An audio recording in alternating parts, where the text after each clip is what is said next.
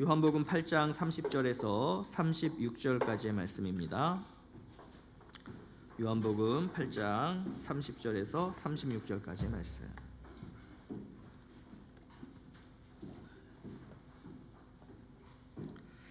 자, 우리 함께 한 목소리로 하나님 앞에 합독해서 올려드리겠습니다. 다 함께 시작. 이 말씀을 하심에 많은 사람이 믿더라. 그러므로 예수께서 자기를 믿은 유대인들에게 이르시되 너희가 내 말에 거하면 참으로 내 제자가 되고 진리를 알지니 진리가 너희를 자유롭게 하리라. 그들이 대답하여 우리가 아브라함의 자손이라 남의 종이 된 적이 없거늘 어찌하여 우리가 자유롭게 되리라 하느냐. 예수께서 대답하시되 진실로 진실로 너희에게 이르노니 죄를 범하는 자마다 죄의 종이라. 종은 여전히 집에 거하지 못하되 아들은 영원히 거하나니 그러므로 아들이 너희를 자유롭게 하면 너희가 참으로 자유로우리라. 아멘. 오늘 본문은 이렇게 시작하고 있습니다. 이 말씀을 하심에 많은 사람이 믿더라. 그러므로 예수께서 자기를 믿은 유대인들에게 이르시되, 그러니까 31절부터 59절까지의 말씀은 당시에 예수님을 믿는다라고 하는 그러한 유대인들에게 하신 말씀, 또 그렇게 주님이 해주신 말씀을 들은 그 믿는다고 하는 자들의 반응, 이것이 이제 31절부터 59절까지의 내용인 거죠. 자, 여러분, 오늘날에도 보면 예수를 믿는다라고 하는 사람들 중에 어찌 보면 우리가 그 한 사람 아니겠습니까? 수많은 사람들이 나는 예수를 믿어요 라고 이야기들을 하고 또 그렇게 생각을 하고 살아가고 있습니다. 자, 그렇다면 예수님은 자신을 믿는다는 것, 예수를 믿는다는 것을 주님은 어떻게 말씀하셨을까요? 또 예수님을 믿는다라고 하는 사람들은 그러한 예수님의 말씀을 어떻게 받아야 할까요? 오늘 본문을 통해 이러한 질문들에 대한 해답을 우리가 좀 한번 찾아보면서 진짜 예수를 믿는다는 게 뭐냐, 이 부분을 우리가 좀 생각해보는 그런 시간을 갖기를 원합니다. 자, 그러면 우리가 좀 먼저 생각해봐야 될 게 이거예요. 이 말씀을 하심에 이렇게 돼 있잖아요, 그죠? 그러면 이 말씀이 뭔가를 우리가 좀 먼저 살펴봐야 되겠죠. 앞서 7장에서는 초막절을 배경으로 예수를 믿는 자는 그 배에서 생수의 강이 흘러넘칠 것이다, 그러면서 이것은 성령을 가리키는 것이다, 이런 내용이 있었죠. 다시 말해서 예수를 믿으면 성령을 받고 그 죄로 인한 목마름으로부터 자유롭게 된다, 해방될 수 있다, 이런 의미인 것이죠. 또 우리가 지난 주일에 나눴던 8장 12절부터 29절의 말씀에서는 예수님께서 스스로를 나는 세상의 빛이니 이렇게 말씀하셨죠. 그러니까 우리가 빛 되신 예수를 믿고 따르면 어둠 속, 다시 말해서 죄에서부터 넘어지지 않는다는 거예요. 자, 유대인들은 이처럼 하나님께서 가르치신 그 내용대로 말씀하시는 예수님을 믿었다는 거예요. 그리고 그 예수님을 하나님께서 보내신 분으로 이제 생각하고 믿게 되었다는 겁니다. 자, 그렇다면 이들의 그 믿음이라고 하는 것이 진짜 믿음이겠냐는 거예요. 예수님께서도 인정하시는 참된 믿음이었냐는 거예요. 자, 그러면서 예수님은 참된 믿음이란 무언가에 대해서 31절에서 이렇게 말씀하세요. 자, 우리 같이 한번 읽어보겠습니다. 다시 한번. 자, 시작. 그러므로 예수께서 자기를 믿은 유대인들에게 이르시되 너희가 내 말에 거하면 참으로 내 제자가 되고. 그러니까 참된 믿음이란 뭐냐 하면 예수님의 말씀에 거하는 거죠, 그죠? 믿음, 즉 예수님의 말씀 안에 거한다라고 하는 것은 예수를 믿고 영접하는 어떤 한 번의 그 과정, 단회적인 어떤 사건을 의미하는 것이 아니라 예수님의 그 말씀에 따라 내가 계속해서 살아가려고 하는, 그 말씀을 되새기고 생각하고 이걸 내 삶 가운데 어떻게 이어서 살아가지라고 하는 것에 대한 것을 끊임없이 생각하면서 살려고 하는 사람들을 참된 믿음을 가진 자들, 이렇게 표현함과 동시에 뭐라고 표현하신다는 거예요? 제자가 된다는 겁니다. 제자. 그러면서 참된 믿음으로 발전하기 위해서 가장 중요한 한 가지를 말씀하시는데 그게 뭐냐면 진리를 아는 것이다, 이렇게 말씀하세요. 그러니까 진리를 알아야만 우리가 참된 믿음의 생활을 하는 것이고, 진리를 알아야만 제자로서의 삶을 살아갈 수 있고, 그 진리를 알면 어떻게 된다는 거예요? 자유케 될 거라는 거예요. 자유케 된다. 자, 그런데 예수님을 믿은 유대인들은 예수님의 이 말씀에 대해서 어떤 반응을 보였을까요? 여러분, 의외의 반응을 보여요. 자신들은 아브라함의 자손들이고 누구에게도 종살이를 한 적이 없는데 왜 우리에게 자유롭게 되어야 된다, 이런 얘기를 하느냐며 오히려 예수님에게 반론하는 것이죠. 그러니까 반감을 갖는 거예요. 자, 유대인들의 이 말이 여러분 맞는 반응일까요? 우리는 죄인이었던 적이 없다, 우리는 죄의 종살이를 한 적이 없다. 여러분, 이게 맞는 반응일까요? 틀린 반응일까요? 여러분, 역사적으로 보면 이스라엘 백성들은 이미 애굽에서 430년이라는 시간 동안 종살이를 했었습니다. 또 바벨론에 끌려가서 70년 동안 포로 생활을 했었어요. 또 지금 이 말을 하고 있는 이 당시에도 이스라엘 백성들은 어디 식민 통치 아래 있었습니까? 로마의 식민 통치 아래 있었어요. 그런데 왜 이들은 우리는 죄의 종살이를 한 적이 없다, 왜 지금 이렇게 말할까요? 여러분, 이들의 이 반문은 이거예요. 예수님의 말씀이 민족적이고 국가적이고 정치적인 그런 어떤 의미에서의 자유가 아니라 영적 자유를 의미한다는 것을 알고 있었다는 거예요. 그러니까 예수가 말씀하시는 너희가 자유케 될 거야는 영적인 자유를 의미하는 것이구나를 모두가 알고 있었다는 것입니다. 근데 뭘 인정하고 싶지 않으냐? 우리가 애굽에서 430년 종살이한 거, 우리가 바벨론에 끌려가서 70년 동안 포로 생활한 거, 그리고 지금 우리가 로마의 식민 통치 아래 있는 거, 이거 죄 때문이 아니라는 거예요. 다시 말해서 자신들은 영적으로 늘 자유로웠고 또 영적인 죄의 종살이를 한 일이 없다는 건데요, 이것이 어떤 의미냐면 나는 죄인이 아니다라는 거예요. 내가 죄인이라는 것을 나는 인정할 수 없다라는 것입니다. 여러분, 이러한 유대인들과 같은 자칭 신앙인들이 오늘날에도 있어요. 예수를 믿는다, 그래서 나는 구원받았다 라고 해요. 근데 그러한 예수님의 어떤 말씀이 들려올 때 그 말씀을 들으려고 하지 않고 예수님이 하시는 그 말씀에 대해서 내가 순종으로 나아가려고 하기보다는 내 멋대로 그걸 해석하는 거예요. 내가 가진 기준, 내가 가진 경험, 내가 가진 철학, 내가 가진 신학, 이것들을 가지고서 예수님의 말씀을 내가 자꾸 돌려놓는 것입니다. 이런 부류의 사람들이 오늘 본문에 등장하는 예수님을 믿었다라고 하는 유대인들의 모습이고, 그리고 오늘 우리 가운데에도 얼마든지 이런 모습이 있을 수 있다는 거예요.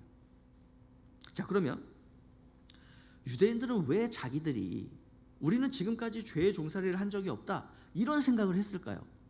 그냥 하는 생각이 아니에요. 이들에게는 분명한 근거가 있었습니다. 자, 그게 뭐냐면 유대인들은 아담과 하와의 타락 이후에도 인간은 스스로 선을 행할 수 있는 능력이 있다라고 생각을 했어요. 그 능력이란 게 뭐냐면 아브라함의 하나님께서 모세를 통해 주신 그 율법이라고 하는 테두리 안에 거하는 것, 여러분, 이게 바로 우리가 죄로부터 벗어나는 삶이다라고 여겼던 것입니다. 자, 이게 뭐냐면 율법주의의 시작이에요. 자, 이 율법은 다른 나라, 다른 민족에게는 주어지지 않았고 오직 유대인인 우리에게만 주어진 거죠. 따라서 율법을 우리가 잘 지키면 자신들은 죄로 인해서 죽지 않는다라고 생각을 했고, 반대로 이방인들은 어떤 사람들인 거예요? 그 율법을 받지 못했기 때문에 저 사람들은 부정한 자들, 죄인들이라고 생각을 했던 거죠. 그래서 여기서 선민사상, 그릇된 선민사상이 나타나게 되는 것입니다. 그러니까 이런 이유 때문에 신약 성경에 기록된 어떤 복음서라던가 또 우리가 서신서에 보면은 사도들이, 그리고 주님이 계속해서 반복적으로 얘기하시는 게 뭐냐? 인간은 유대인이든 이방인이든 모두가 죄인이라는 거예요. 너희 중에 죄인 아닌 사람이 없다는 거예요. 그러니까 선민사상, 율법주의에 젖어서 너희는 죄인이야라고 하는 이 주님의 말씀에 거부하지 말라는 거예요. 여러분, 지난주에 우리가 그 간음하다가 현장에서 붙잡힌 여인의 이야기가 이게 후대에 삽입된 내용으로 보여진다. 그래서 그 본문에는 여러분 성경 보시면 뭐가 되어 있다 그랬죠? 이렇게 대괄호가 되어 있다 그랬죠? 이게 그런 의미입니다. 근데 이 말씀을 왜 여전히 이 위치에 배치를 하고 있느냐? 그러니까 이런 신학적 흐름을 너무나 잘 뒷받침해 주기 때문이에요. 그러니까 예수님의 말씀을 한번 다시 생각해 보세요. 너희 중에 죄 없는 자가 먼저 돌로 치라, 이 말씀하셨죠. 그때 사람들이 어떻게 반응합니까? 조금 생각을 하더니 아무도 돌을 드는 사람 없이 하나 둘 그 자리를 떠났죠. 어떤 의미예요? 내가 죄인이다라는 것을 깨달았기 때문이죠. 그러니까 그 중에 한 사람도 돌을 던지지 않았다는 것은 그 자리에 있던 모든 유대인들이 누구라는 거예요? 죄인이라는 거예요. 그러니까 유대인들이 가진 어떻게 보면 그릇된 율법주의 선민 사상은 그래서 굉장히 위험한 겁니다. 그런데 이러한 이 유대주의적 율법주의 선민 사상의 모습이 한국 교회 내에서도 유사하게 존재하고 있다는 거예요. 바로 교회 중심 사상입니다. 교회 중심이 왜 문제겠어요? 여러분, 오히려 그리스도인들의 삶은 교회 중심이어야 하지 않습니까? 성경도 교회 공동체를 위해서 기록된 그러한 하나님의 말씀이다라고 많이들 얘기하잖아요. 그만큼 교회는 중요하죠. 근데 여기서 교회 중심이라는 것은 성경적 의미에서의 교회 중심이 아니에요. 우리 한국 교회가 70년대, 80년대 그리고 90년대까지 굉장히 급속도로 부흥하게 된 원인이 어디에 있었느냐? 그릇된 교회 중심 사상에 있었어요. 아이러니하지 않습니까? 그릇된 교회 중심 사상을 통해 부흥한 한국 교회. 그러니까 어찌 보면 우리의 치부와 같은 내용인데 저는 그렇게 생각해요. 그 당시의 한국 사회와 문화와 구조는 그런 게 좀 필요하긴 했던 때예요. 그런데 그것이 오늘날에도 이어지고 있다는 것이 문제라는 것입니다. 그러니까 교회 중심 사상이라 이렇게 설명해 볼 수 있을 것 같아요. 여러분, 교회라고 하는 이 울타리, 그죠? 우리가 교회, 뭐 청도 한인 교회, 무슨 사랑의 교회 하면 그 교회라고 하는 울타리가 느껴지지 않습니까? 그러면 그 울타리 안에서 행해지는 일련의 종교적인 활동들, 예를 들어서 우리가 주일 예배라던가 수요 예배, 금요 기도회, 새벽 기도회, 이런 공적 예배들도 있겠고요. 또 교회라는 울타리 안에서 어떤 일들이 벌어져요? 여러 가지 성경 공부, 제자 훈련 이런 것들도 벌어지고요. 또 다양한 어떤 봉사의 자리들도 거기에 있지요. 그러니까 이런 것들에 내가 교회 안으로 들어와서 교회에서 벌어지는 그러한 종교적인 활동들에 내가 참석하는 것, 이게 참된 신앙생활이라는 거예요. 그리고 구원받은 자들의 삶의 모습은 그래야 된다는 거예요. 교회 안으로 들어와야 된다. 그리고 교회에서 벌어지고 있는 일들에 적극적으로 참여해야 된다. 그래서 그렇게 적극적이고 열정적으로 계속 참여하는 사람들이 교회에서 누가 돼요? 중직자가 되죠. 그러면서 그러한 중직자들을 바라보면서 어떤 마음을, 어떤 생각을 가집니까? 예수 그리스도의 참된 제자들이라면 저분들 같아야지. 여러분, 이게 교회 중심 사상이 우리에게 가져다 준 이미지입니다. 근데 이게 잘못됐다는 거예요. 자, 반대로 생각해 볼까요? 반대로. 자, 그러면 교회 안으로 열심히 들어오지 않는 분이 계셔요. 그러면 그런 분들을 볼 때 우리가 어떻게 생각하고 판단합니까? 저분은 믿음이 부족하고 연약한 자, 구원을 못 받은 사람일 수도 있어. 그렇기 때문에 저분은 중직자, 예수의 제자가 될 수 없어. 자, 그러다 보니 한국교회 내에서 내가 구원받은 자로서 나를 증명한다는 건 뭐가 돼야 돼요? 일주일에 교회에 얼마만큼 나오는가. 또 그래서 많은 사람들을 우리가 교회에 자꾸 불러 모으는 거죠. 교회 안에 있는 것이 그 세속적이고 타락되고 죄악된 세상으로부터 내가 보호를 받는 것, 그리고 거룩한 삶을 사는 것이다. 그래서 교회 안으로 성도들을 모았죠. 여러분, 이것이 바로 교회 중심 사상이에요. 그리고 이것이 바로 오늘 본문에 등장하는 유대인들과 또 이 사람들이 사로잡혀 있었던 율법주의 선민 사상의 비슷한 맥락이라고 볼 수 있는 것입니다. 그런데 신약 성경 어디를 봐도, 특별히 예수님의 말씀을 봐도 교회에 대한 이런 의미의 말씀은 어디에도 없다는 거예요. 그런데 구약 성경, 특별히 이러한 유대인들의 잘못된 부분들을 흉내낸 것이 당시 한국 교회의 상황과 너무나 잘 맞았고, 또 그러한 모습들이 양적인 부흥으로 나타났던 것입니다. 자, 시간이 많이 흘렀죠. 우리가 90년대라고 치면 벌써 한 20-30년 흐른 거 아니겠습니까? 여러분, 시간이 흐르고 보니 어떻게 됐어요? 지금 교회 밖에서 가장 욕 많이 먹는 사람들이 누굽니까? 어떤 종교인이 교회 밖에서 제일 인정받지 못해요? 그게 개신교 그리스도인들이에요. 우리예요, 우리.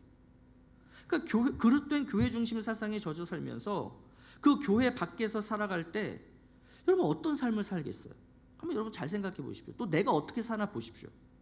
내가 왠지 교회 밖 세상에 있으면 내가 있으면 안 될 곳에 있는 것 같은 거예요. 그래서 빨리 나 교회로 가야 되는데, 교회 안으로 들어가야 되는데, 뭐 이런 생각 갖지 않겠습니까? 그러면 그러한 생각과 삶의 태도로 우리가 교회 밖에서 살 때 기쁘겠어요? 자유롭겠어요? 늘 뭔가 죄 짓는 것 같고, 내가 지금 교회 밖에서. 근데 교회 안에 들어가면 어떻게 느껴져요?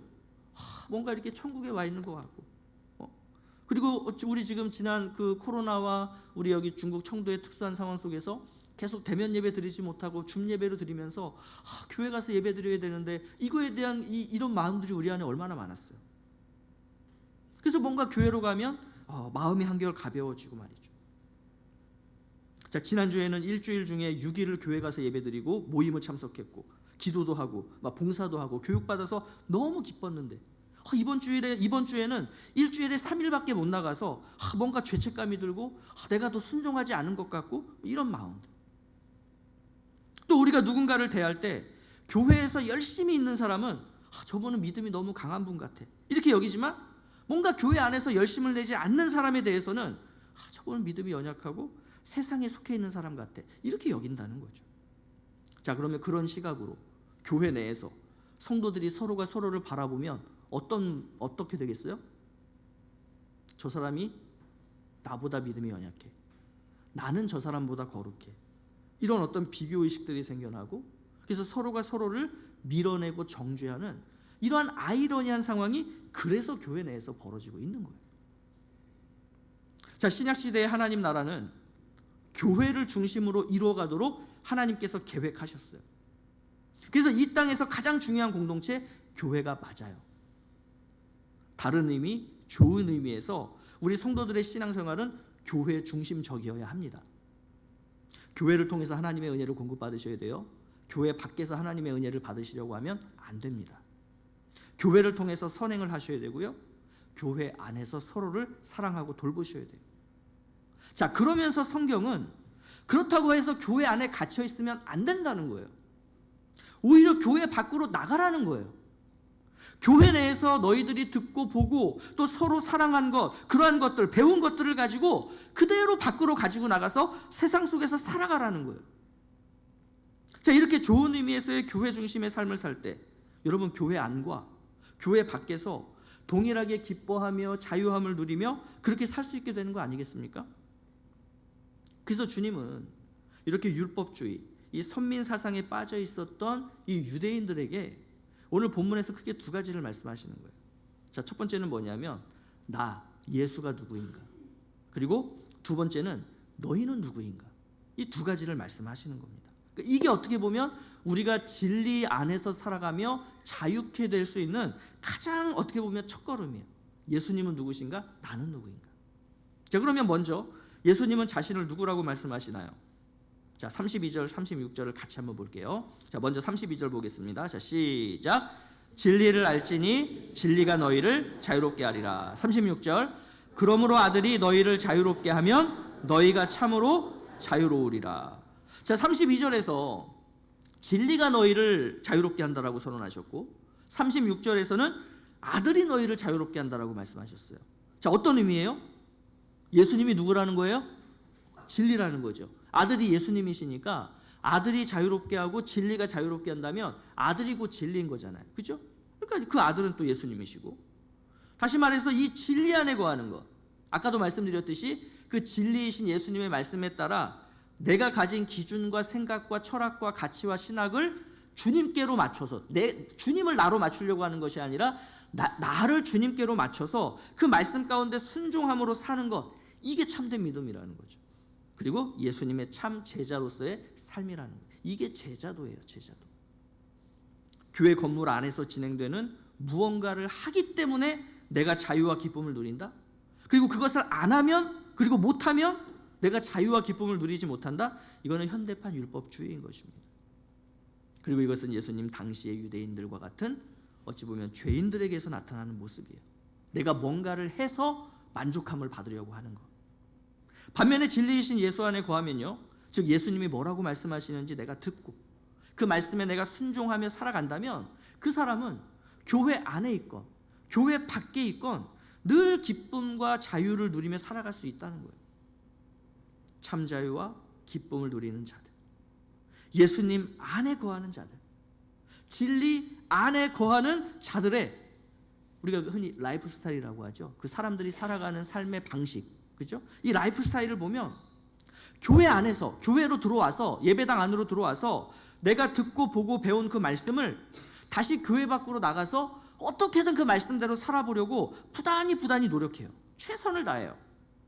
자, 그들에게 있어서 교회에서의 예배와 기도와 봉사와 교육은 너무나 소중한 거예요. 왜냐하면 진리이신 예수님의 뜻이 무엇인지를 너무나 잘 알 수 있는 시간이 바로 교회 안에서의 그 시간이기 때문이에요.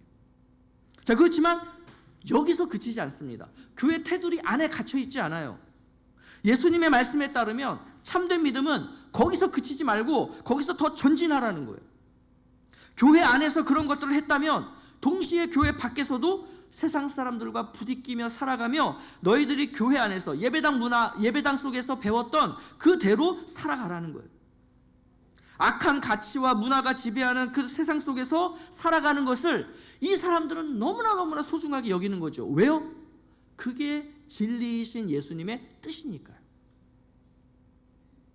자신이 교회에서 배운 그 진리이신 예수님의 말씀을 내가 실천하고 살아내고, 그래서 하나님 나라의 가치를 세상 속에 세우기 위해서 그 거룩함을 회복시킬 수 있도록 내가 그렇게 수고하고 노력해야 되는 그러한 시간과 장소이기 때문에 이들은 세상 밖에서도, 교회 밖에서도 그렇게 살아가는 거예요. 그러니까 쉽게 표현하면 이겁니다. 예배당 안, 그러니까 우리가 교회라고 하는 울타리 안에서는 뭐 하는 거냐? 교육받고 실습하는 곳이에요. 그러면 여러분, 우리가 교회 밖, 세상은 뭐 하는 곳이겠어요? 내가 교회 안에서 실습하고 교육받은 것을 가지고 세상 속에서 실제로 살아내는 현장이에요. 그게 세상인 거예요. 더럽고 추악한 곳이 아니라 우리가 살아가야 할 곳이고, 우리가 개혁해야 할 곳이고, 우리가 고쳐야 할 것이고, 우리가 하나님의 나라를 세워야 하는 곳이, 그곳이 세상이죠. 그래서 내가 거하는 그곳이 어디라는 거예요? 그게 천국이라는 거예요. 그곳이 하나님의 나라라는 거예요. 그래서 내가 세상 밖에서도 내가 거할 때 뭐가 있어야 돼요? 내 안에 주님으로 인한 기쁨과 자유함이 있어야 되는 것이죠. 근데 여러분, 세상에서 살아가다 보면 어때요? 막 우리가 교회에서 야, 내가 여기서 이렇게 교육받고 훈련받고 실습한 대로 내가 세상에 나가서 그렇게 사람들을 섬겨야지. 근데 진짜 세상 밖으로 나가보면 그렇게 사라지던가요? 안 그러잖아요. 주님이 말씀하신 대로 안 사라지잖아요. 못 사라지잖아요. 그러면 어떻게 해야 돼요? 그래서 다시 교회로 돌아오는 거예요. 내가 설령 세상에서 교회에서처럼 살지 못했다 하더라도 그러한 사람들은 죄책감을 느끼거나 주눅들지 않습니다. 오히려 더 열정적인 모습으로 교회로 돌아와서 더 말씀 보고, 더 기도하고, 더 봉사하고, 더 교육에 참여해요. 왜요? 교회 밖에서 예수님의 말씀에 따라 살아가야 되는데 지금까지 한 거 가지고는 부족하니까. 그래서 더 교회에 어떻게 보면은 열심을 내는 거예요. 자, 그렇게 내가 열심히 내서 또 준비가 됐어요? 그럼 어떻게 돼요? 또 세상에 나가서 또 살아보는 거죠. 그래서 다시 굳은 각오와 결단으로 살아보지만 또 어떻게 하겠어요? 또 실수하고 또 실패하는 거죠. 그럼 또 어떻게 해요? 교회 안으로 돌아오는 거예요. 자, 이렇게 교회 안으로 들어왔더니 누가 있어요? 나처럼 세상에 나갔다가 실패하고 온 사람들이 가득하겠죠? 그럼 어떻게 해야 돼요? 너 왜 그거밖에 못 살았어? 이러겠어요? 나도 실패했는데. 그러니까 서로가 뭐가 되는 거예요? 전우가 되는 거예요. 야, 우리가 밖에서 싸우다가 쥐어 터져갖고 왔네? 많이 아프지? 야, 우리 이번에는 좀 제대로 준비해서 이번에 밖에 나가서 우리가 지지 말자. 그래서 교회 안에서 모여서 뭐 하는 거예요? 서로를 위해 격려하고, 서로를 위해 기도하고, 그리고 어떻게 우리가 세상에 나가서 승리할 수 있을까? 함께 삶을 나누며 전략을 세우고, 그게 우리가 교회에서 하는 그런 모임들의 내용이어야 하는 것이죠. 근데 우리 중에 이상한 사람들이 있죠. 어떤 이상한 사람들? 나가서 승리하고 오는 사람들이 있는 거예요. 얘는 뭐지? 너는 왜 승리했어? 어떻게 승리했어? 그러면 이제 그 사람이 얘기를 하겠죠. 나도 지금까지 계속 얻어 터지다가 이번에 나가서 이렇게 했는데 승리했어. 그래? 그럼 나도 한번 나가서 그렇게 살아봐야지. 승리한 사람에게는 칭찬과 또 축하와 축복을 해주고, 패배한 자들에게는 위로하며 격려하며 잘 살아보자라고 하는 것. 여러분, 이런 사람들로 가득한 교회를 생각해 보십시오. 그 교회는 분위기가 어떻겠어요? 은혜가 넘쳐나지 않겠어요? 기쁨이 넘쳐나지 않겠어요? 자유가 넘쳐나지 않겠어요? 그런 사람들이 교회 밖으로 나가도 어떻게 하겠어요? 이 교회를 생각하며 그 교회 안에 계실 뿐만 아니라 교회 밖에서도 나와 함께 하시는 그 주님을 느끼며 세상 속에서도 자유를 누리고 기쁨을 누리는 삶을 살아가지 않겠습니까? 왜요? 굉장히 중요한 표현이에요. 이들에게는 정죄함이 없기 때문이에요. 여러분, 이게 너무나 중요한 말. 우리가 진리 안에 거하며 왜 자유하느냐? 정죄함이 없기 때문이에요. 그래서 사도 바울이 로마서 8장에서 이렇게 말한 겁니다. 자, 우리 로마서 8장 1, 2절 같이 한번 보겠습니다. 시작. 그러므로 이제 그리스도 예수 안에 있는 자에게는 결코 정죄함이 없나니 이는 그리스도 예수 안에 있는 생명의 성령의 법이 죄와 사망의 법에서 너를 해방하였습니다.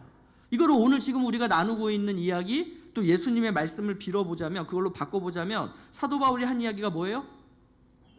율법주의 가운데 거하면 기쁨이 없다는 거예요. 자유함이 없다는 거예요. 성령의 법, 우리가 예수 그리스도 진리이신 예수님을 믿고 그 말씀에 순종하는 그 법에 따라 살아가면 우리 안에 기쁨과 감사와 자유함이 넘쳐나지 않을 수 없다는 거죠. 왜냐하면 우리에게는 정죄함이 없기 때문이에요.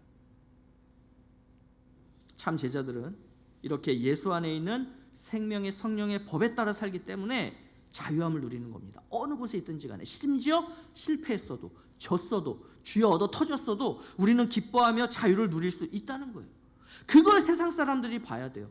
아니, 왜 쟤네들은 저렇게 세상에서 얻어 터지고 저렇게 실패했는데, 패배자인 것 같은데 왜 내가 진 것 같고 쟤네가 이긴 것 같지? 이런 인식들을 우리가 세상 사람들에게 줘야 되는데 우리가 세상 밖으로 나가면 그렇게 살지 못했다는 거죠. 자, 이렇게 주님은 자신이 진리이심을 선언하셨다면, 두 번째로 주님은 유대인들을 향해 너희는 죄인이다라고 선언을 하시는 거예요.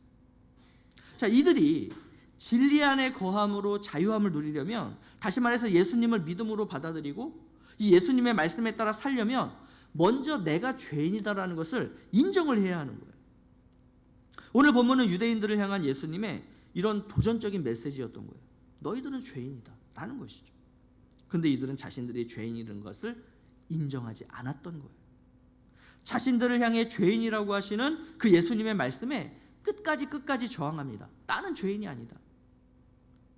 이러한 유대인들을 향해 예수님이 뭐라 그러시냐면, 너희는 아브라함의 자손들도 아니고 하나님의 자손은 더욱도 아니고 너네들은 마귀의 자녀야, 이렇게 말씀하셔요. 여러분, 마귀가 어떤 존재예요? 거짓의 아비라 그러죠. 어떤 의미냐면 그냥 거짓말을 잘하는 존재가 아니라 본성 자체가 거짓인 거예요. 그러니 진리이신 예수님의 말씀을 받아들일 수 없죠. 여러분, 진리와 거짓이 마주치면 어떻게 됩니까? 서로 타협하나요? 서로 막 이렇게 뭉치나요? 절대 그럴 수 없죠. 그러니까 이들이 예수님의 그 진리의 말씀을 자꾸 거부하는 거예요. 만약 너희들이 아브라함의 자녀라면, 하나님의 자녀라면 이렇게 나를 적대시하지 않을 것이다. 나를 죽이려고 하지 않을 것이다. 너희들은 나를 사랑했을 거야. 다시 말해서 내가 하는 말에 전적으로 순종했을 거야, 이 말이죠. 자, 예수님의 이 말씀 앞에서 유대인들이 어떻게 반응하나 볼까요? 48절입니다. 자, 다 함께 시작. 유대인들이 대답하여 이르되 우리가 너를 사마리아 사람이라 또는 귀신이 들렸다 하는 말이 옳지 아니하냐. 예수님이 너네들 그렇게 하면은 마귀의 자녀야 그랬더니 뭐라 그래요? 아니야, 오히려 네가 사마리아 사람 같아, 네가 귀신 들린 자야, 이렇게 얘기하는 거예요. 여기서 사마리아 사람이라는 것은 거짓말 잘하는 사람들을 표현할 때 이 유대인들이 썼던 그 표현이 사마리아인, 이렇게 표현을 했습니다. 그러니까 귀신 들린 자, 얼토당토 않는 얘기를 하는 사람, 그 말도 안 되는 얘기, 그런 소리 하지 말아라, 이런 거죠. 근데 지금 이 표현을 누가 쓰고 있어요? 예수님을 믿는다고 하는 사람들이 지금 이 반응을 보이고 있는 거예요. 자신들의 상식, 자신들의 기준에서 받아들일 수 없는 예수님의 말씀을 거짓이다, 귀신 들려 하는 말이다라고 치부해버리는 거죠. 내가 죄인임에도 불구하고 너는 죄인이야 라고 말씀하시는 예수님의 말씀을 거부하는 자들. 여러분, 이게 바로 전형적인 믿음 없는 자들의 모습인 겁니다. 그러니까 믿는 것처럼 보이지만 결국 예수님이 점검해 보시니까 믿음 없는 자가 돼버리는 거예요. 내가 죄인임을 인정하고 또 내가 가지고 있는 어떤 세상적인 기준들, 종교적인 지식들을 내려놓고 진리이신 주님의 말씀 안에서 순종하며 살아갈 때 참된 믿음을 가진 자, 그리고 제자로 성장해 갈 수 있는 것입니다. 자, 그렇다면 여러분, 제가 지금부터 드리는 질문을 그냥 이렇게 허투루 듣지 마시고 한번 좀 이렇게 잘 생각하면서 다시 한번 내 스스로에게 질문해 보십시오. 자, 그렇다면 여러분은 교회 안에 계시던 교회 밖에 계시던 이 진리 안에서의 자유함을, 그리고 진리 안에서의 기쁨을 진짜 누리고 계십니까? 누리고 있지 못하다면 무엇 때문일까요? 자, 또 내 생각과 내가 가진 기준이 옳다라고 하면서 그 진리이신 주님의 말씀을 거부하고 있지는 않습니까? 교회 생활을 통해 진리이신 예수님의 말씀을 듣고 배우며 그것을 살아내기 위한, 그래서 교회 안에 있는 교육과 훈련 프로그램에 내가 그렇게 참여하고 계십니까?